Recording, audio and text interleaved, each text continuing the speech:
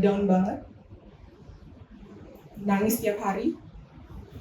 Di akhir tahun itu pun dosen sedang menunggu judul-judul proposal yang bakal saya ajuin itu. Dan dari 10 judul proposal yang saya ajuin itu tidak ada satupun yang di ACC. Dan itu sangat down sekali. Jadi di pertengahan jalan saya juga sempat down karena memang tidak sesuai dengan kapabilitas diri saya sendiri. Tidak ada yang bisa menyelamatkan diri kita sendiri kecuali diri kita.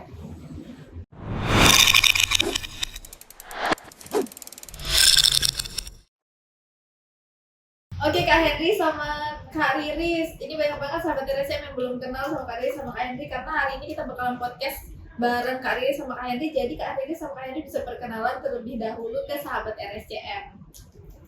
Halo sahabat RSCM, perkenalkan nama saya Rizkinta Rahadatul Aisy, biasa dipanggil Riris, sebagai second runner up Dedara Rumah Sakit Cahaya Medika. Terus latar belakang Kak Riris bisa diceritain sekarang ngapain kayak gitu. Oh ya, kesibukan saat ini itu aktif bekerja sebagai staf ahli teknologi laboratorium medis atau biasa dikenal sebagai analis kesehatan di Rumah Sakit Cahaya Medika juga, dan aktif juga di sosial media sebagai pelukis lepas. Wow, sebagai pelukis ya, jadi bisa dikepoin juga nih. Oh, sangat Kak Riris. Oke, lanjut Kak Henry. Oke, baik. Halo Sobat RSCM. Baik, sebelumnya perkenalkan nama saya lalu Henry Suryadi. Umur saat ini 24 tahun sebagai mahasiswa, dan tentunya saya juga bekerja di salah satu wedding organizer yang ada di Mataram. Biasa bekerja di waktu weekend ya. Tapi sekarang lagi banyak banget yang membutuhkan WO nih Kak. Oh iya, kebetulan kalau mau butuh jasa organizer Ya, bisa. bisa banget ya. Berarti kuliah sambil bekerja. Iya. Mantap nih dari Kak Riris sama Kak Henry. Oke Kak Henry dan Kak Riris, kemarin kita sudah buka sesi Q&A untuk podcast kita dengan tema nih Quarter Life Crisis Club. Jadi mungkin buat sahabat RSCM dan Kak Riris dan Kak Henry ini nggak asing nih dengan kalimat Quarter Life Crisis ya di usia 20 tahunan ini, karena banyak banget teman-teman kita yang tidak menyadari bahwa mereka sedang mungkin stres kayak gitu ya, ada gangguan-gangguan mental lainnya seperti itu. Oke, untuk sahabat RSCM, kita di Rumah Sakit Cahaya Medika sudah membuka poli jiwa ya bersama dengan Dr. Yogi. Jadi buat teman-teman yang mau konsultasi terkait dengan mungkin bukan untuk sakit jiwa aja ya, dari sahabat RSCM, juga kalau mau membutuhkan teman untuk bercerita, berkonsultasi, itu bisa banget ke poli jiwa kita di Rumah Sakit Cahaya Medika bersama dengan Dr. Yogi dari Senin sampai Kamis, jadwalnya dari jam 12 sampai dengan selesai. Kemudian di hari Sabtu juga jam 4 sore sampai selesai itu ya. Oke, kita lanjut nih ke podcast kita. Kak Riris dan Kak Henry, kan sekarang Kak Riris dan Kak Henry sudah menginjak usia 20 tahunan ya, 20 tahun ke atas. Sedangkan sekarang itu kan lagi emang viral-viralnya terkait dengan gangguan jiwa, gangguan mental atau krisis life crisis gitu, tentang gimana sih kita menghadapi quarter life crisis kita, mulai dari kecemasan, insomnia, sampai yang lainnya. Nah, untuk itu ada nggak pengalaman dari Kak Henry sama Kak Riris terkait dengan kecemasan tadi, mungkin untuk menghadapi misalnya kayak kan kalau kita mau masuk Taruna Dedaro pasti ada ujian-ujiannya ya, ada tes-tesnya, ada karantinanya, pasti ada kecemasan-kecemasan itulah yang bisa kita masukkan kategori life crisis kita gitu. Nah, ada nggak pengalaman Kak Henry dan Kak Riris menghadapi hal-hal tersebut? Mungkin bisa diceritain nih sedikit. Benar, ini kan topik ini tuh bagus banget ya Kak Nanda. Di sini kita akan membahas mengenai pikiran, perasaan, dan perilaku. Nah, di mana terkait dengan kesehatan mental itu sebenarnya topik yang sangat sensitif di usia 20-an. Dan pasti setiap orang itu pasti pernah mengalami setidaknya sekali dalam hidupnya. Gitu. Kalau untuk pengalaman sebenarnya ini nggak apa-apa ya Mbak Nanda ya, cerita sedikit. Agak sedikit panjang. Iya. Di sini kita nanti sebagai pengalaman pribadi mungkin Ya, jadi kita di sini bisa. sekalian mengedukasi juga. Benar. Mungkin dari teman-teman sahabat LSM nggak sadar nih sebenarnya mereka tuh lagi cemas. Nah, saya lagi biasanya sebutannya anxiety, Iya, mungkin benar. menghadapi anxiety disordernya kayak gitu, tapi dari mereka tuh nggak sadar Nggak kalau sadar. mereka tuh lagi stres, mungkin depresi kayak gitu. Iya, benar. Nah, balik lagi pada usia 18 tahun, pada saat itu saya lulus SMA Manenda. Terus itu kan gentar-gentarnya kan kita memilih mau lanjut kemana, Iya. pendidikan kemana, atau ke depannya itu kayak gimana, karena itu akan menentukan arah hidup kita. Bisa dibilang kayak gitu kan. Nah, pada saat itu sedang bingung banget ini, karena kan seperti tadi di awal yang saya bilang, saya sangat suka seni. Iya. Dan dari kecil pun saya sudah menganggap bahwa cita-cita saya itu sebagai pelukis gitu, dengan ekspektasi bisa menjadi pelukis untuk kedepannya. Tapi pada saat usia 18 tahun itu dihadapi pada kenyataan bahwa ternyata tidak segampang itu gitu. Jadinya harus berdiskusi banyak gitu sama keluarga dan memutuskan untuk kedepannya itu seperti apa. Dan akhirnya disarankan masuklah ke sekolah kesehatan. Ya, makanya memilih sebagai analis kesehatan. Nah, pada tahun pertama dan tahun kedua itu sebenarnya bisa dibilang tidak ada kehidupan perkuliahan pada saat itu, karena sedang lemes-lemesnya, karena itu bukan Kayak nggak suatu cocok hal ya, ya, nggak suatu cocok. hal yang bukan kita pilih dari awal, kan berat Salah sekali jalaninnya. jurusan ya. Ya, benar, bahasanya salah jurusan gitu. Tapi kalau kita mikir secara terus-terusan untuk salah bilang kita salah jurusan, kan kita tidak mungkin itu berhenti di tengah jalan terus belok pindah haluan gitu, di pertengahan gitu. Jadinya mikir kayak waktu itu kayak kalau berhenti di situ pun nggak mungkin gitu, karena tinggal 2 tahun lagi itu lulus selesai gitu. Akhirnya waktu itu ngedrop, terus IPK juga turun, terus kayak mikir lah, lihat di satu titik mikir kayak teman-teman kok bisa dengan semangat belajar gitu, menjawab pertanyaan dosen dengan baik dan bagus, nilainya bagus gitu. Akhirnya bertanyalah pada diri sendiri, kayak Riris kemana, Riris seorang Riris yang sangat ambis itu gitu. Jadinya akhirnya cari cara supaya semangatnya itu kembali lagi gitu, dengan cara kayak menonton podcast atau melihat sesuatu yang membuat kita semangat lagi gitu. Akhirnya setelah semangat kembali itu di tahun ketiga menuju tahun keempat, itu sedang semangatnya kuliah, mengejar, dan akhirnya bisa menyamakan dengan teman-teman yang lain. Nah, lagi tuh dihadapi sama ujian-ujian menjelang semester akhir.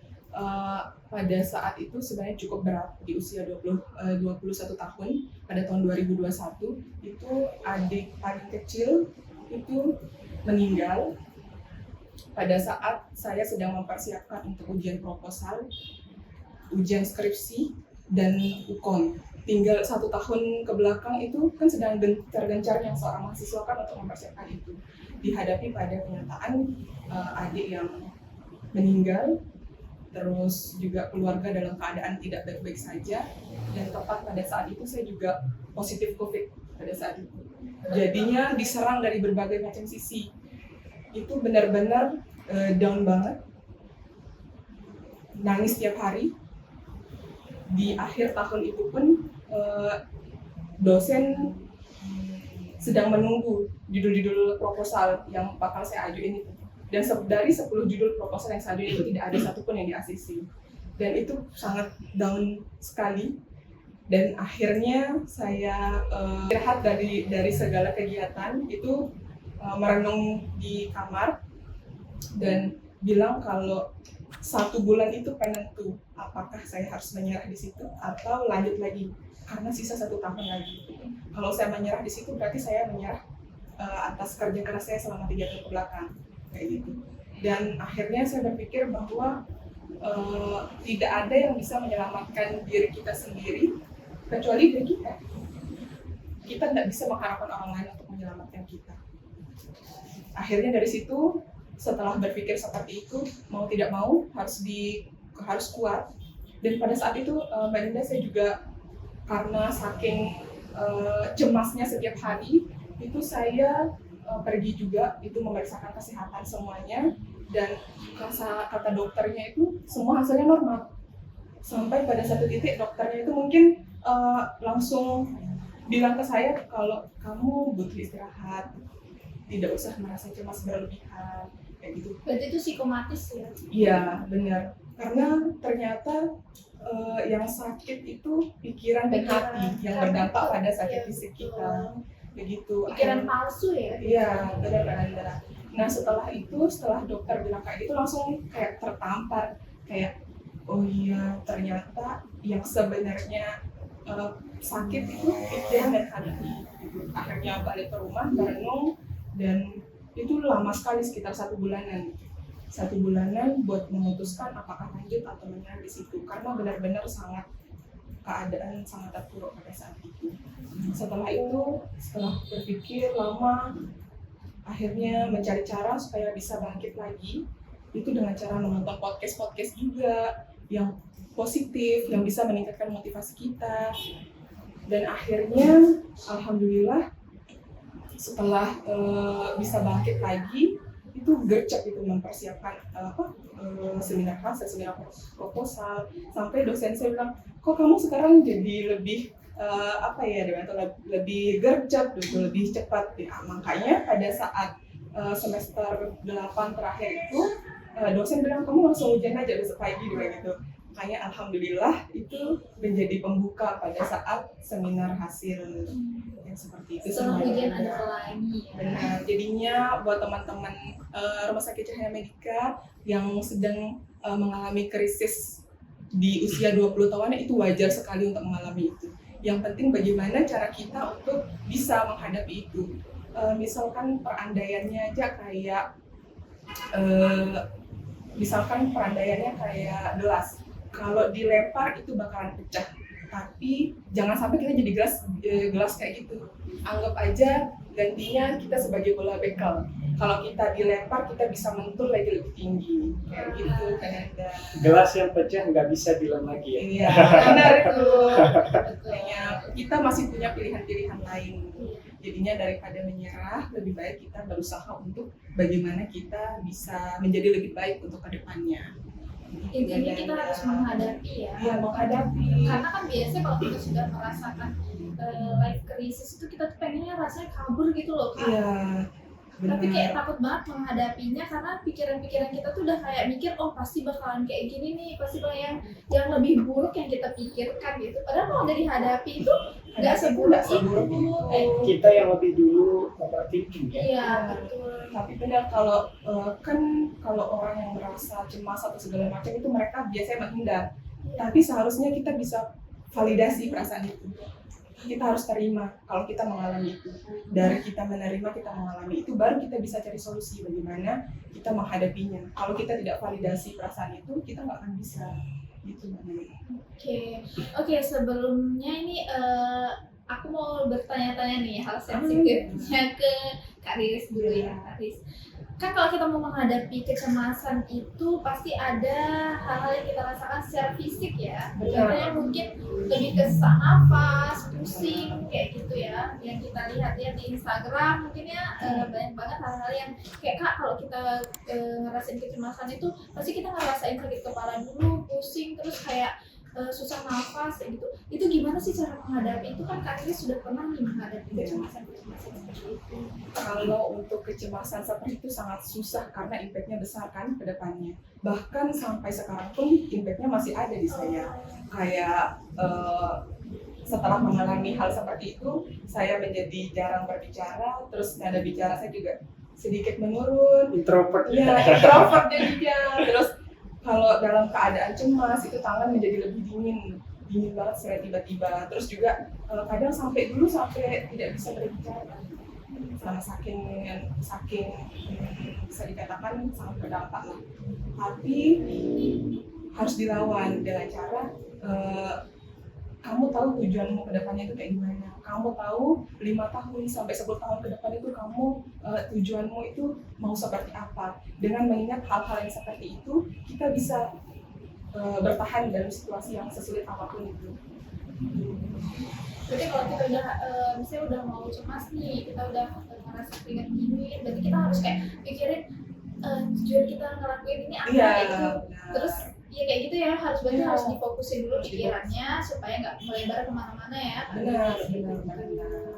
Karena susah banget sih kalau kita udah cemas. Iya. Mungkin untuk orang normal, manusia normal pun pasti ngerasain yang ada namanya cemas kayak gitu. Iya. Cuman kan cemas orang tuh beda-beda, Beda-beda. ada yang dari mungkin cemas-cemas biasa sampai yang cemas banget kayak gitu ya Kak Riz. Iya, benar. Nah, makanya kita nggak boleh bilang atau judge orang lain itu kamu kok gini seperti ini, dia nggak bisa gitu. Itu benar-benar nggak boleh sama sekali kan kayak gitu.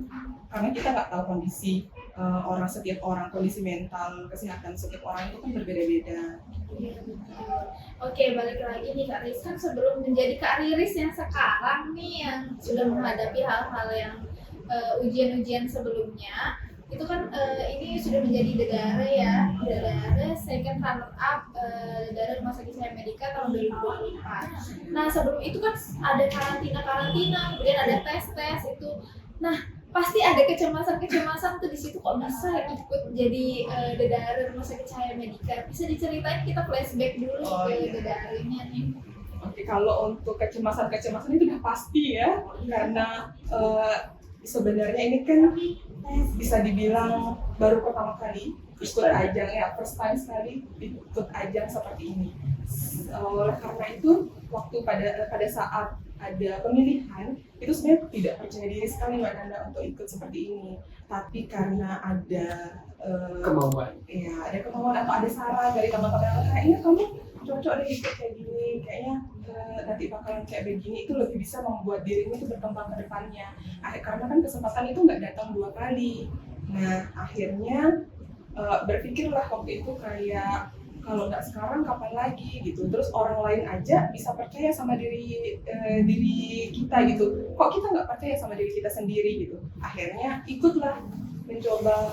Nah di sana itu pada saat karantina itu kayak wow, kayak ketemu sama orang-orang hebat, terus dari berbagai macam latar belakang, dan dari situlah berarti ini tuh kayak bisalah dijadikan ajang untuk berkembang secara pribadi, atau kepribadian kita bisa lebih berkembang gitu mengikuti ini gitu. Kalau untuk kecemasan itu pasti ada, tapi kita harus ingat lagi, mengikuti ini kan tujuannya untuk bisa merubah diri kita biar lebih baik lagi dan lebih berkembang lagi gitu.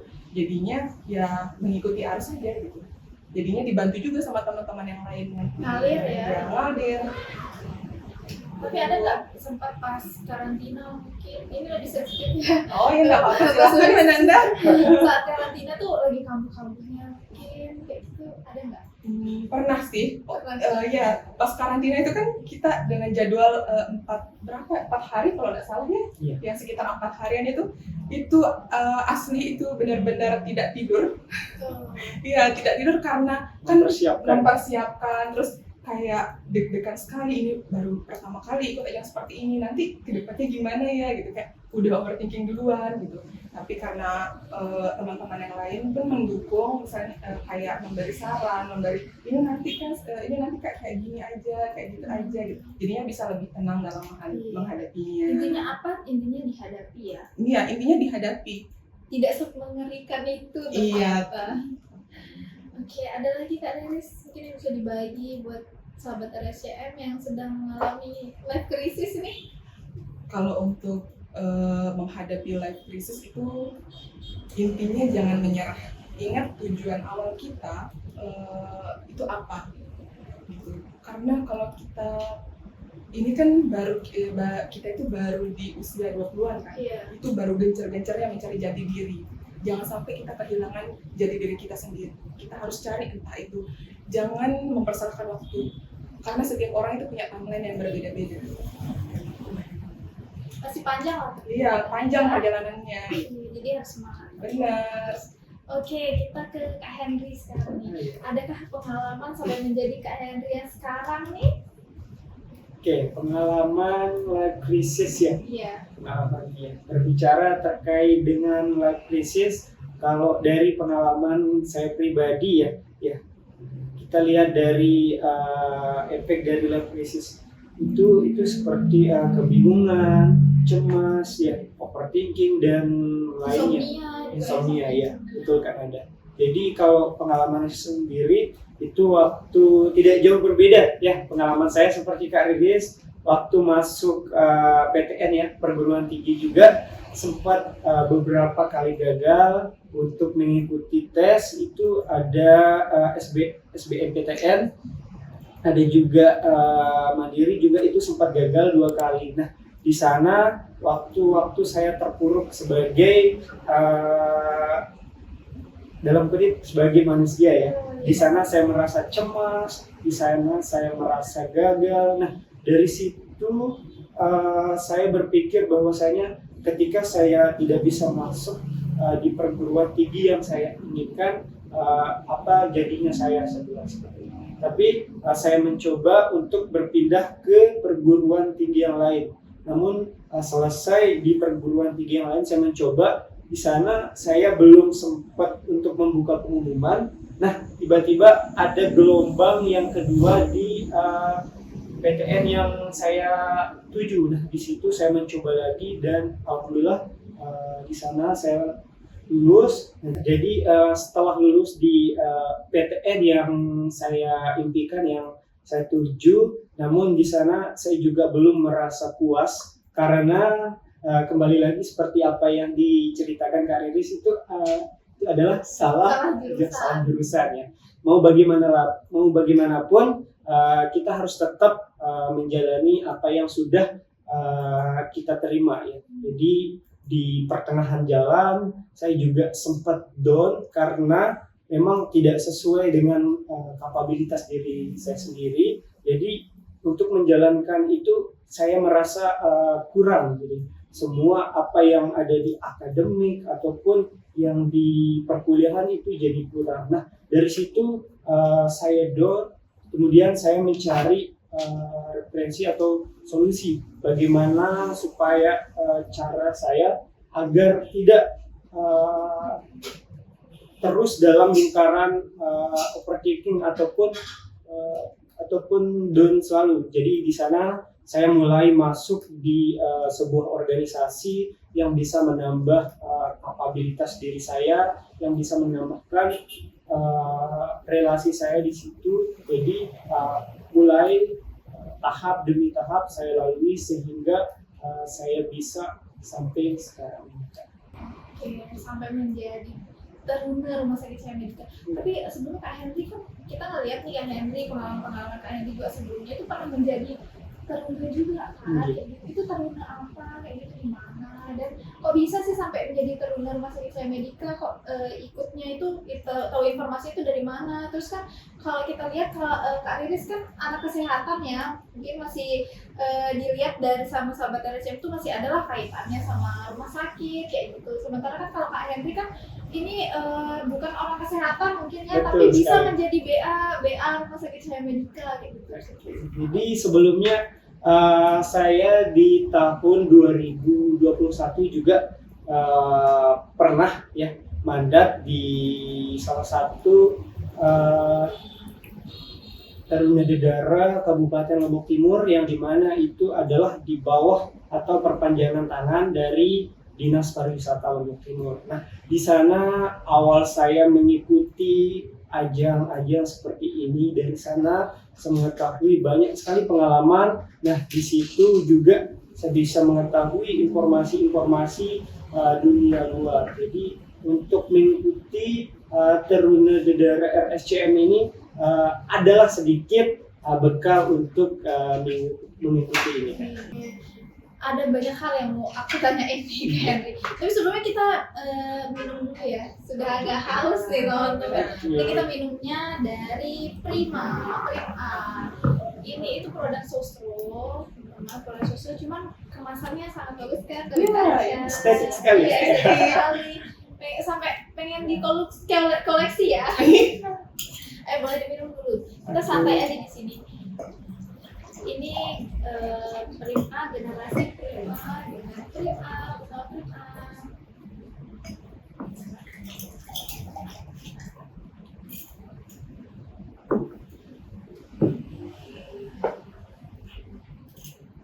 Segar kan?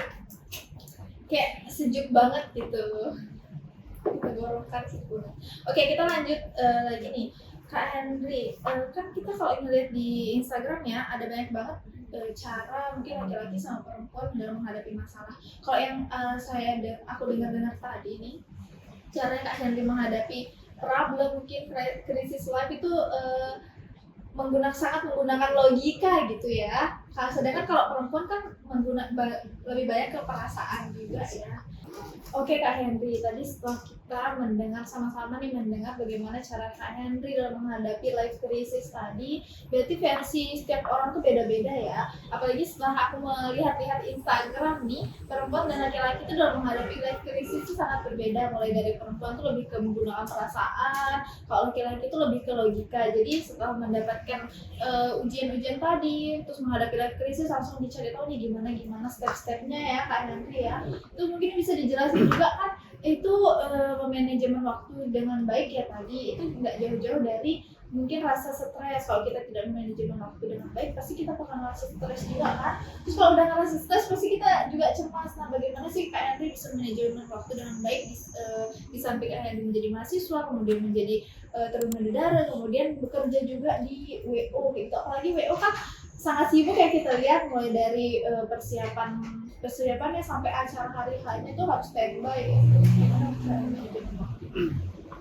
Baik, tentunya untuk berbicara terkait dengan krisis, bagaimana cara kita time management atau manajemen waktu dari versi saya sendiri kan Anda ya.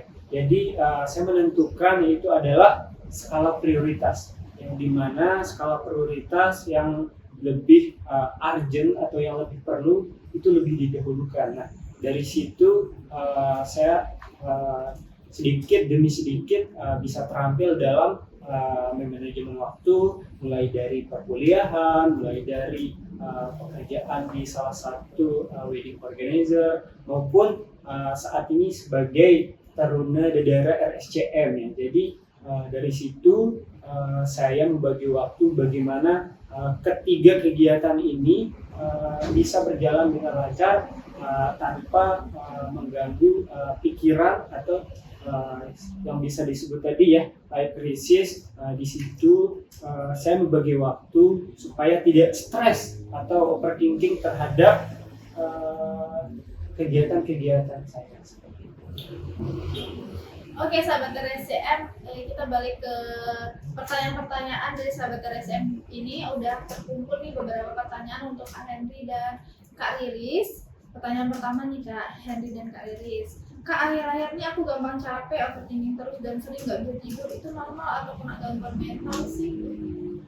Kalau dibilang gangguan mental, kita harus validasi dulu perasaan itu kayak gimana. Apakah itu mengganggu keseharian kita sampai tidak bisa makan, sampai mengganggu aktivitas kita bekerja. Kalau sudah di tahap itu, kita sudah bisa minta bantuan ke ahlinya. Dan itu jangan takut ya, kalau kita, apalagi sekarang rumah sakit Cahaya Medika kan sudah ada poli jiwa gitu. Berarti rumah sakit sudah mulai aware sama masalah kesehatan mental gitu. Jadi kalau mau ke sana, mau sekedar curhat pun bisa gitu. Jangan berarti kalau kita ke poli jiwa, itu orangnya gila nih.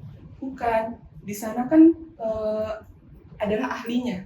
Dia yang memvalidasi apakah kita itu sakit secara pikiran, perasaan, perilaku. Nanti di sana pasti dikasih tahu gimana untuk kedepannya daripada kita menerka-nerka kayak gitu badannya. Oke, sudah terjawab nih sama Kak Riris.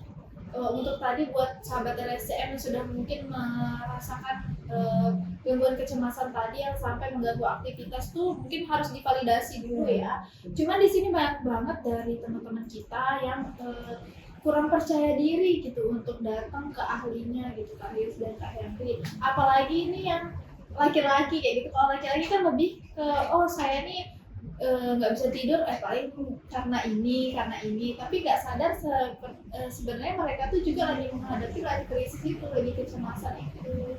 Jadi sebenarnya nih nggak apa-apa kan kalau kita tuh datang ke ahlinya gitu ya. Nggak apa-apa, sayangilah diri sendiri. Laki-laki tuh kan nggak butuh maksudnya bercerita sama orang lain karena mereka tuh kan lebih ke bisa menghadapi situasi itu sendiri ya. Nanti kalau udah diselesaikan sendiri baru lebih ke bercerita gitu ya kalau laki-laki. Padahal nggak apa-apa loh ya kalau laki-laki, karena sebenarnya yang rentan banget tuh tadi laki-laki untuk menghadapi kecemasan dan segala macam gitu sih. Oke, kita lanjut ke pertanyaan selanjutnya ya.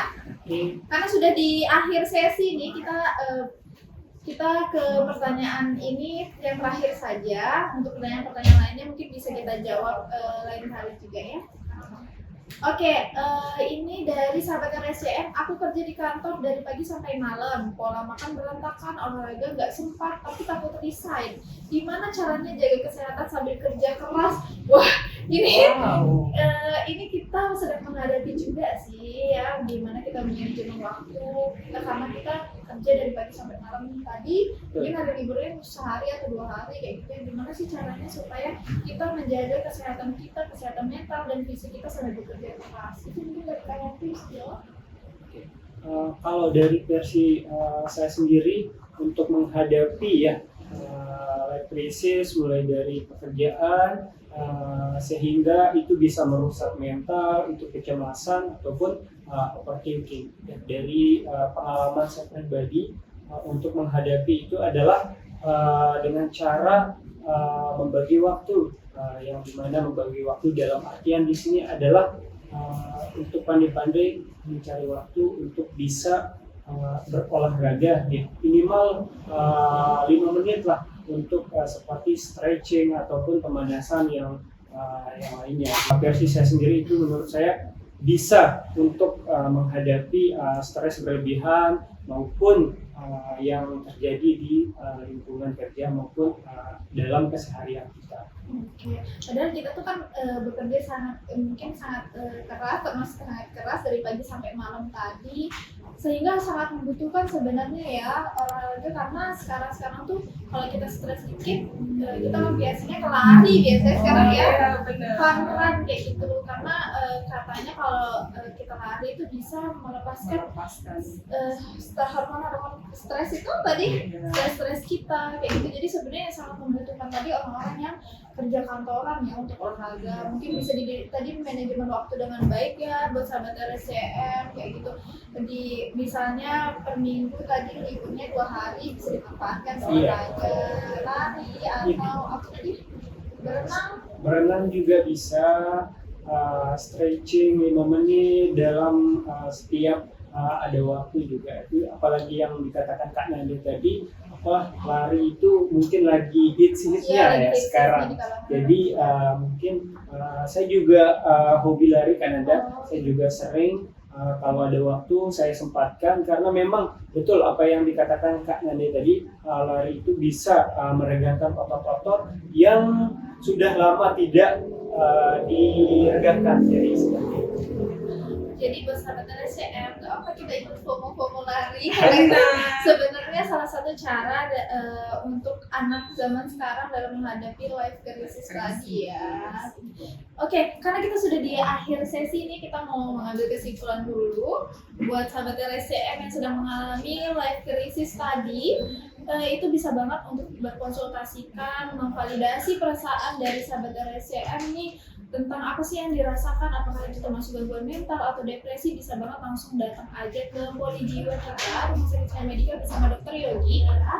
Jadi bukan karena kita gangguan jiwa kita harus datang ke Poli Jiwa aja, tapi buat teman-teman yang membutuhkan teman untuk bercerita, mungkin dari laki-laki atau perempuan, dari laki-laki yang mungkin susah untuk bercerita ke teman-temannya atau ke keluarganya, bisa banget ke Poli Jiwa aja, ke ahlinya langsung ya.